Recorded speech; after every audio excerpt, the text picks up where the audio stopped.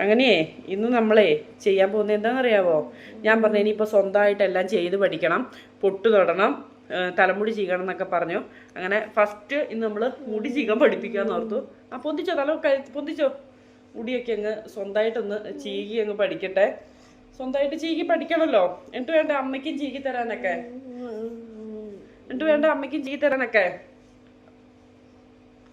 എനിക്കറിയാം കേട്ടോ, ഒരു പ്രാവശ്യമോ 2 പ്രാവശ്യമൊക്കെ ചെയ്യിപ്പിച്ചിട്ടുണ്ടെങ്കിലൊന്നും അതുട്ടി ചെയ്യല. ചിലപ്പോൾ ഒരു 10ഉം 50ഉം പ്രാവശ്യമൊക്കെ ചെയ്യിപ്പിക്കേണ്ടി വരും. എന്നാലും കുറേ കഴിയുമ്പോൾ ഒരു പ്രാവശ്യമെങ്കിലും ചെയ്യും. അത് അമ്മയ്ക്ക് ഉറപ്പാണ് കേട്ടോ. അപ്പം നമ്മളിന്ന് തലമുടി ചെയ്യുകയാണ് ചെയ്യുന്നത്.